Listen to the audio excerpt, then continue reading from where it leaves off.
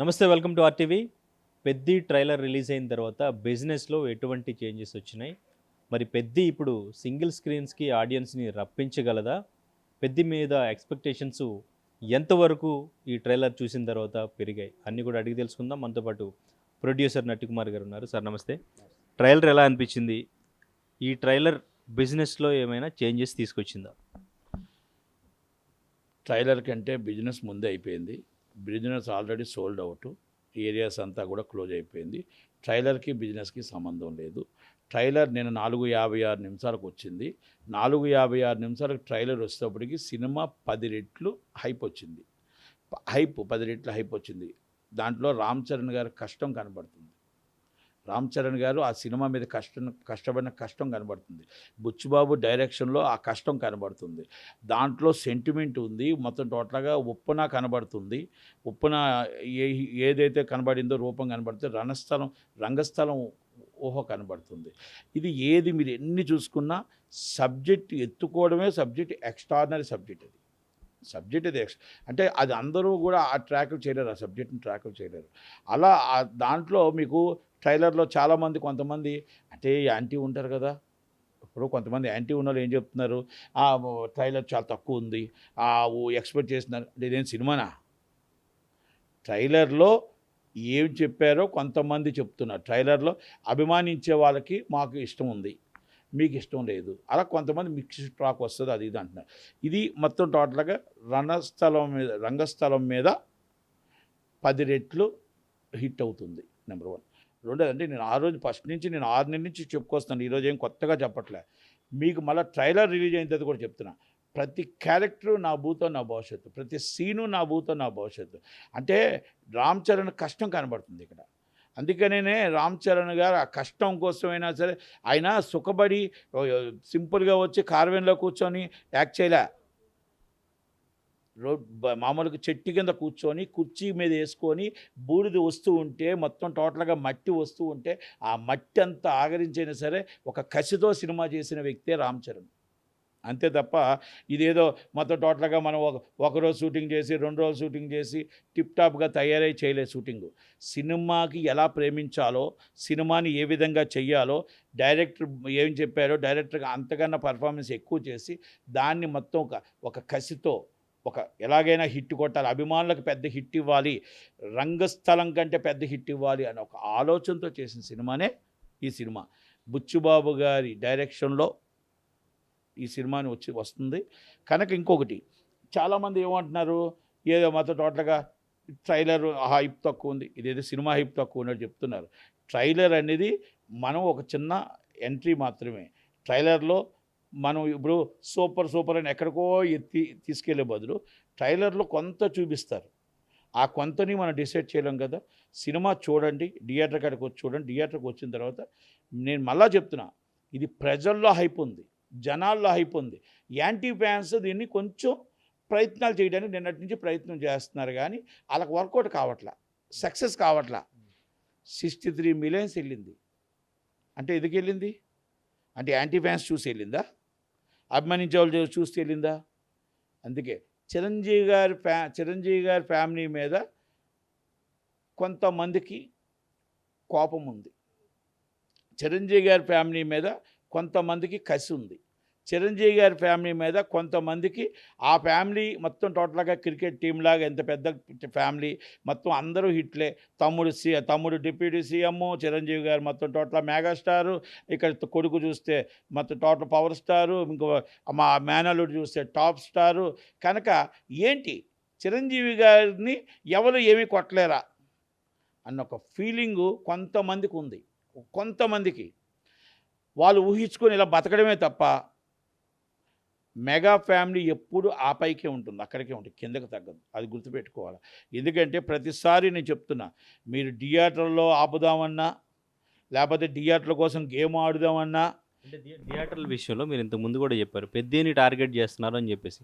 కానీ మన మీటింగ్ తర్వాత పెద్దిని మనం ముందు రిలీజ్ అవనిద్దాం, పెద్ది రిలీజ్ అయిన తర్వాత అప్పుడు మనం మిగిలిన సంగతి ఆ పర్సంటేజ్ సిస్టమ్ ఏంటనేది తర్వాత మాట్లాడదామని కమిటీని ఏర్పాటు చేసుకున్నారు. పెద్దినైతే అసలు టార్గెట్ చేస్తూ మేము ఎవరం కూడా చేయట్లేదని చెప్పేసి మొన్న ప్రొడ్యూసర్స్ కానీ ఎగ్జిబ్యూటర్స్ కానీ అందరూ కూడా మాట్లాడిన పరిస్థితి.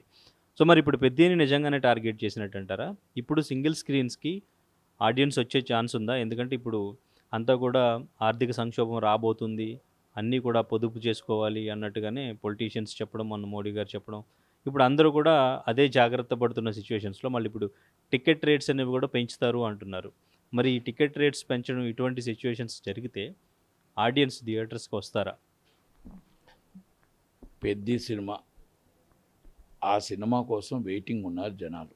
ఆ సినిమా కోసం ఎప్పుడెప్పుడు వస్తుందా అని ఉన్నారు. యూజర్ మనీ ఆల్రెడీ ఒక పాన్ ఇండియాకి మనీ ఖర్చు పెట్టారు కాబట్టి ప్రొడ్యూసర్, దానికి తగ్గట్టు మనం కూడా రేటు కంపల్సరీ తీసుకోక తప్పదు. ఎందుకంటే మనం పాన్ ఇండియా మూవీ కాబట్టి, పవర్ స్టార్ ఆస్కార్ అవార్డు గ్రహీత అయిన కనుక ఆ సినిమాకి హెవీ ఖర్చు అయింది కాబట్టి దానికి తగ్గట్టు అభిమానులకి ఇబ్బంది కలగకుండా, నిర్మాతకి ఇబ్బంది కలగకుండా ఆ ఖర్చు అది రేట్ అనేది కొంచెం రీజనబుల్గా చేసి కంపల్సరీ అది పెంచక తప్పదు. ఇంకొకటి ఇప్పుడు నేను అంటున్నారు మీరేదో బయటకు దిల్ రాజు గారు వచ్చి చాలా చక్కగా చెప్పారండి. బయటికి నవ్వి లోన మాత్రం టోటల్గా కుళ్ళిపోయి ఉంటే కరెక్ట్ కాదు కదా. మీరు అన్నారు ఆ మాట, ఏమన్నారు? పెద్ది సినిమాకి మేము ఫ్రీ రిలీజ్ అన్నారు. మరి ఇప్పుడు ఎందుకండి పర్సంటేజ్లు వచ్చి ఆంధ్ర వచ్చి 7.5% అంటే వాళ్ళు ఓకే అన్నారు. పాపం ఆంధ్ర వాళ్ళు ఎవరు కూడా థియేటర్స్ మాకు ఇబ్బంది లేదు అని అన్నారు. మరి తెలంగాణలో మరి ఇప్పటికీ ఇబ్బంది పెడుతూనే ఉన్నారు. స్టిల్ ఇవాళ కూడా మరి ఎవరు పెడుతున్నారు అక్కడ? సునీల్ గారు, దిల్ రాజు. అంటే ఇక్కడ ఒకళ్ళ చేతుల్లో థియేటర్లు ఉన్నాయి కాబట్టి ఇది మాది రాజ్యం సామ్రాజ్యం, తెలంగాణ మాది, ఈ సామ్రాజ్యం మాది సినిమా ఇండస్ట్రీ అంటున్నారు. ఆంధ్రాలో ఓనర్స్ ఉన్నారు. ఆంధ్రాలో కొంతమంది థియేటర్ సింగిల్ ఓనర్స్ ఉన్నారు కాబట్టి మాకు జనవరిలో రెంట్ వచ్చింది. ఉస్తాద్ భగత్ సింగ్ 1 వీక్ వచ్చింది. మళ్ళీ ఇప్పుడు వీరభద్రుడు వచ్చింది. మళ్ళీ మాకు ఈ సినిమానే 3 వారాలు రెంట్ వస్తుంది కాబట్టి ఈజ్ అ వెయిటింగ్ మూవీ అని ఆంధ్ర నుంచి ఉన్నారు. కానీ ఇక్కడ మాకు ఏవైనా సరే మేము ఏ విధంగా అయినా వాళ్ళని ఆపాలి, ఏ విధంగా అయినా పెద్దకి మేము టార్గెట్ చేయాలి అని చూసుకుంటున్నారు. నేను ఒక్కటి అడుగుతున్నానండి, నేను సునీల్ గారిని నేను అందరిని అడుగుతున్నాను. జెట్లీ మూవీకి సినిమా థియేటర్లు ఇవ్వలేదండి, ఏఎంబి ఇవ్వలేదండి, పక్క థియేటర్లు ఇవ్వలేదండి. జెట్లీ స్మాల్ బడ్జెట్ మూవీకి చిన్న సినిమాలను చంపేస్తున్నారండి వీళ్ళు. 20% ఆక్యుపేషన్ అడుగుతున్నామండి, మేము 100 రూపాయల టికెట్ అడుగుతున్నామండి, అది కూడా ఇవ్వలేదండి వీళ్ళు. సినిమాని వస్తే చాలు మొత్తం తెలంగాణలోనే సర్వనాశనం అయిపోతుంది. ఆంధ్రాలో ఏ ప్రాబ్లం లేదండి. ఆంధ్ర ఏ రోజు కూడా ఎగ్జిబ్యూటర్స్ ఎప్పుడు కూడా సానుకూలంగా ఉన్నారు, డిస్ట్రిబ్యూటర్స్ సానుకూలంగా ఉన్నారు, ప్రొడ్యూసర్స్ సానుకూలంగా ఉన్నారు. ఇక్కడ తెలంగాణలో ఎందుకు వస్తుంది ఈ ప్రాబ్లం? 2 చేతుల్లో థియేటర్లు ఉండబట్టి. ఇది వాస్తవం కాదా? మీరు పెద్ద క్లియర్ అని చెప్పారు, మళ్ళీ వచ్చి మళ్ళీ దాంట్లో నిన్న మీటింగ్లో కూడా మాకు సంబంధం లేదు, తెలంగాణలో మేమేమి చెయ్యం, మా వాళ్ళందరితో మాట్లాడాలని మళ్ళీ వెళ్ళిపోయారు. ఇప్పుడు సబ్ కమిటీ వెళ్ళిపోయారు. దాంట్లో డ్రామా ప్లే చేస్తారు సురేష్ బాబు గారు, ఆయన వన్ ఆఫ్ ది పార్ట్నర్ కాబట్టి. కరెక్ట్ కాదండి.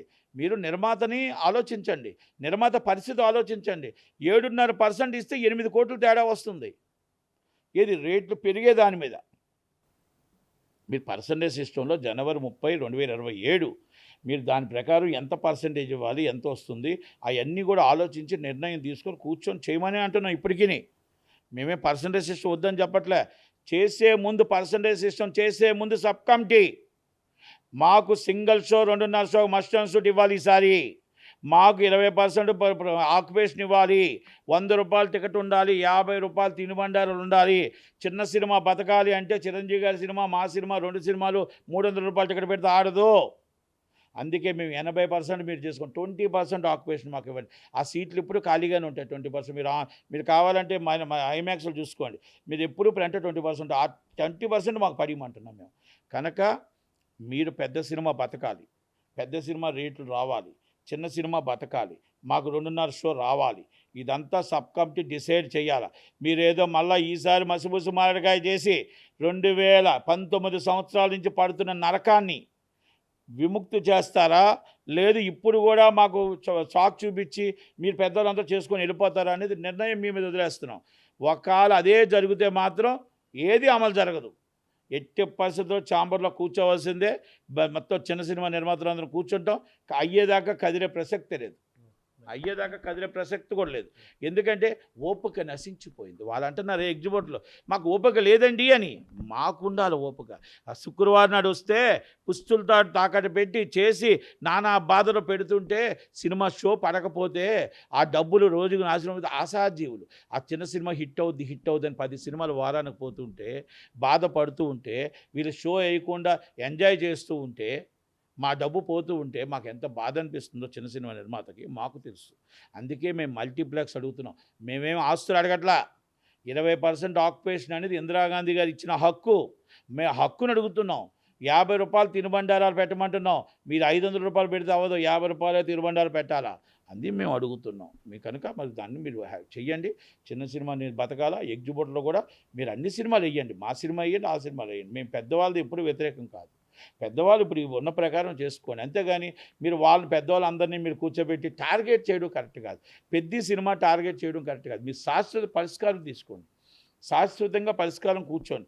జనవరి 30 లోపల 2027 లోపల ఈ పరిష్కారం అంతా తీసుకొని ఒక పర్సంటేజ్ సిస్టమ్కి వచ్చి మాట్లాడండి తప్ప మనం ఏదో ఇష్టం వచ్చినట్టు ఇప్పుడు దీనికే పెద్దకే కావాలి. కొంతమంది ఏదో చాలా చేస్తున్నారు. అంటే ఇంకా తెలంగాణలోనే, ఆంధ్రాలో లేదు. తెలంగాణ థియేటర్లోనే లీజు ఓనర్సే చేస్తుంది ఇది. ఆ లీజ్ ఓనర్స్ 100% ఇది పెద్దిని చాలా చాలా టార్గెట్ చేస్తున్నారు. కానీ 100% మీరు సినిమా రిలీజ్ అయిపోయిన తర్వాత మేము దాన్ని మొత్తం టోటల్గా ఎలా చేయాలి ఏం చేయాలి మేము కూడా మాట్లాడతాం. ఎందుకంటే ఇప్పుడు సినిమా రిలీజ్ ఉంది. సినిమా హిట్ కావాలని కోరుకుందాం. పెద్ద హిట్ కావాలని కోరుకుందాం. అందరూ థియేటర్లో అగ్రిమెంట్లు వేయాలని కోరుకుందాం. ఏ సినిమాడు అదృష్టవంతుడు, ఏ వాడు దురదృష్టవంతుడు. Thank you very much. Thank you. పెద్ద ఇప్పటివరకు అంటే బిజినెస్ ఎంతవరకు అయి ఉండొచ్చు? 350 కోట్లు బడ్జెట్ అంటున్నారు కదా, ఎంతవరకు బిజినెస్ అయి ఉండొచ్చు? ఎంతవరకు కలెక్ట్ చేస్తుందని ఎక్స్పెక్ట్ చేస్తున్నారు? అంటే సినిమా హిట్ అయ్యి కలెక్ట్ చేస్తే ప్రొడ్యూసర్ ప్రాఫిట్ అండి. ఒకవేళ ఇప్పటిదాకా బిజినెస్ నాకు తెలిసి ఇంకా 20-30 crores డెఫిసిట్లోనే పాపం రిలీజ్ చేస్తున్నాడు ప్రొడ్యూసర్. 20-30 crores అని డెఫిసిట్ అని రిలీజ్డ్. ఆ సినిమా హిట్ అయిన తర్వాత ఆయన ప్రాఫిట్లో ఉంటాడు. కానీ ఇప్పుడు ప్రజెంట్ అయితే డెఫిసిట్ రిలీజ్ 20 or 30 crores అనుకుంటున్నాను నేనైతే. ఎంతవరకు కలెక్ట్ చేయని ఎక్స్పెక్టేషన్స్ ఉన్నాయి? Expectation 500 crores to 1000 crores above expectation. 500 to 1000 crores above expectation. ఇది షేరు, నాట్ ఓన్లీ గ్రాస్. అది గ్రాస్ 1000 కోట్లు చేస్తే మాకు వచ్చే షేర్ 500 కోట్లే ఉంటుంది. చాలామంది అర్థం అవుతుంది. 1000 కోట్లు 1800 కోట్లు చేసింది 1800 పుష్ప అన్నారు. 750 కోట్లే వచ్చిన షేరు.